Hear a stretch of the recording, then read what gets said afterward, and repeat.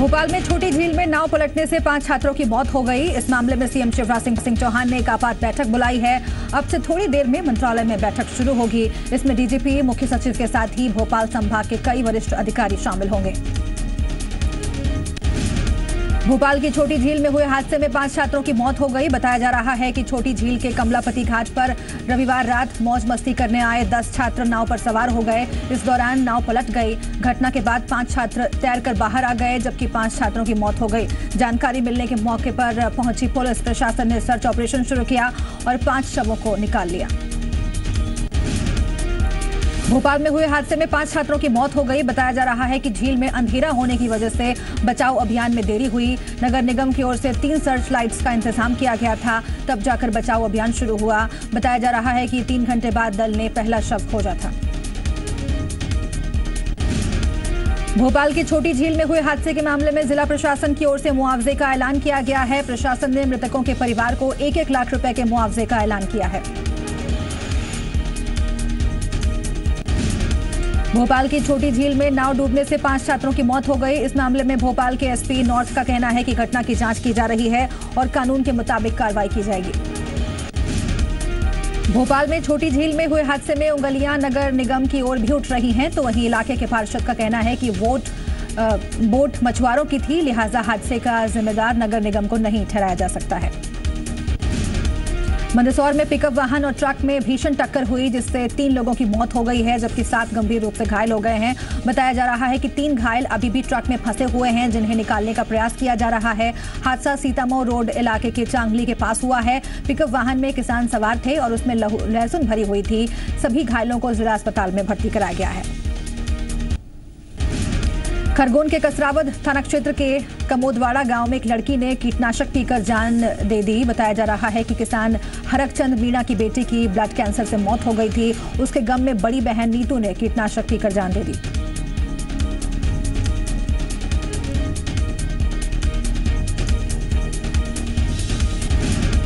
ग्वालियर में जिम जाने के लिए निकले 2 छात्र शिवांग और अमन लापता हो गए हैं। दोनों ही छात्र डबरा के रहने वाले हैं। फिलहाल पुलिस दोनों की तलाश कर रही है। हालांकि उनके अपहरण की भी आशंका जताई जा रही है।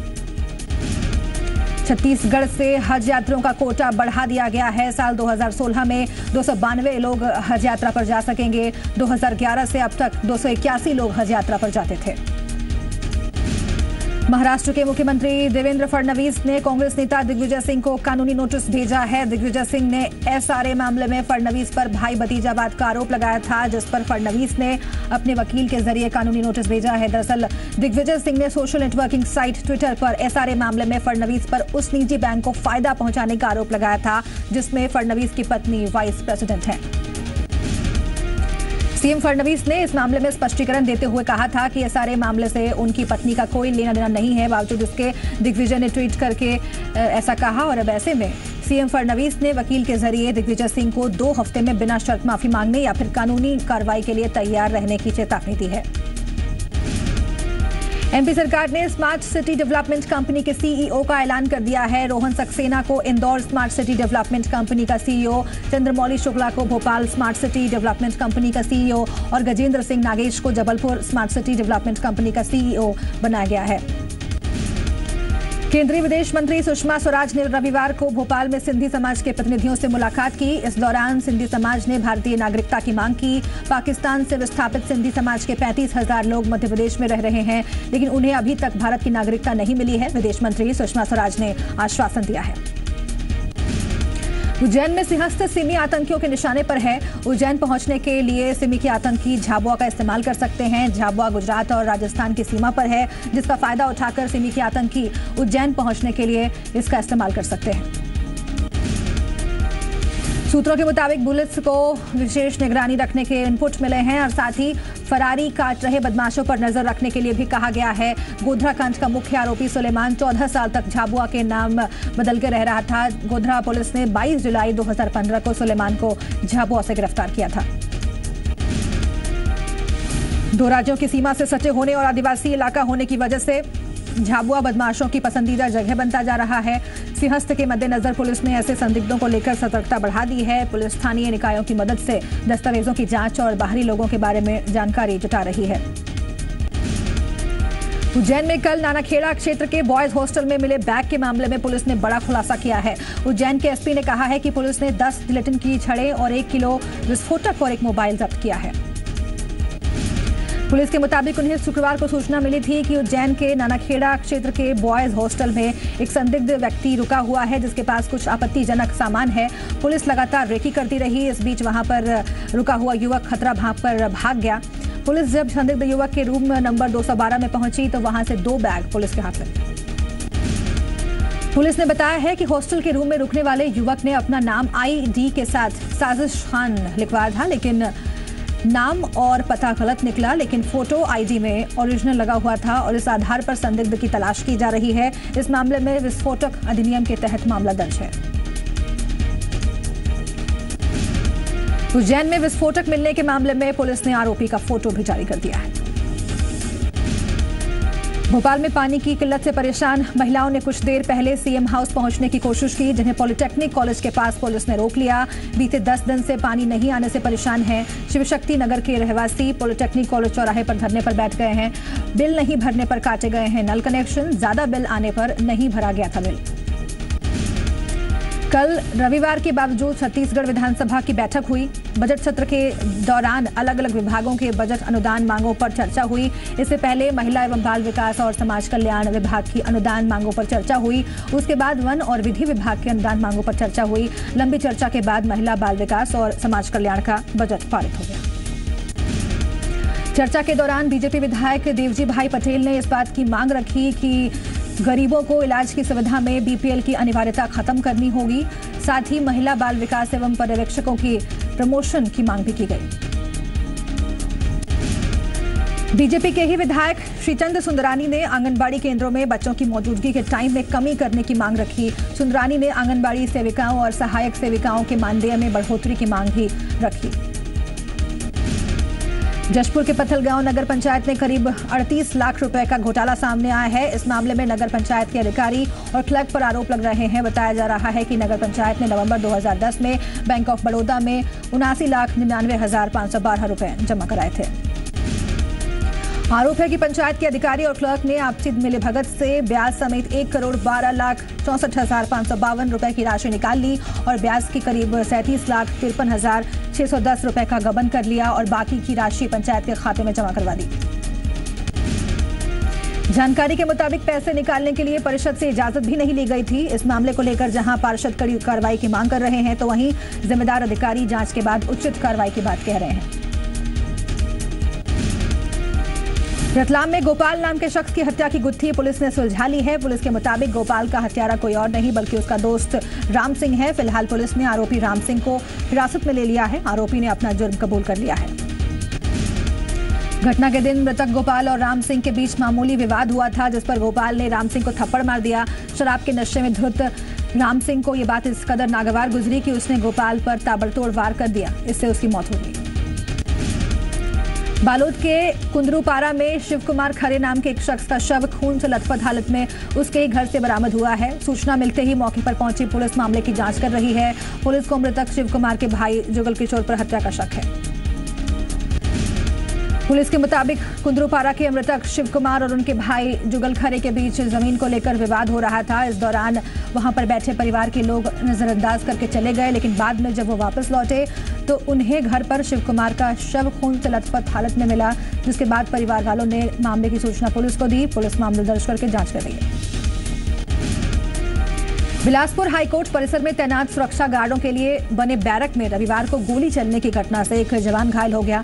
जवान वीरेंद्र सिंह के पैर में गोली लगी है। जानकारी के मुताबिक 11वीं बटालियन के जवान के AK-47 राइफल को साफ करने के दौरान अचानक गोली चल गई थी। गोली चलने से परिसर में हड़कंप मच गया, जिसके बाद दूसरी बटालियन के जवान भी मौके पर पहुंच गए और दूसरी गोली भी चल गई और वीरेंद्र सिंह के पैर को चीर के निकल गई। इस घटना के तुरंत बाद एम्बुलेंस बुलाकर वीरेंद्र को सिम्स में भर्ती करा दिया गया है, जहां पर उसका इलाज चल रहा है। जबकि इस घटना को लेकर पुलिस जांच में जुट गई है। AK-47 राइफल की सफाई से चली गोली को लेकर जवान से पूछताछ हो रही है। महासमुंद में भालू के एनकाउंटर के मामले में जांच कर रही समिति ने 2 अधिकारियों को हटा दिया गया है। समिति से महासमुंद के DFO और बलौदाबाजार के DFO को हटा दिया गया है। DFO की वजह से जांच प्रभावित होने की आशंका थी। समिति में एटीआर के डिप्टी डायरेक्टर और इंद्रावती टाइगर प्रोजेक्ट के डायरेक्टर को टीम में शामिल किया गया है। ये 3 सदस्यों की समिति 10 दिन में अपनी रिपोर्ट सौंपेगी।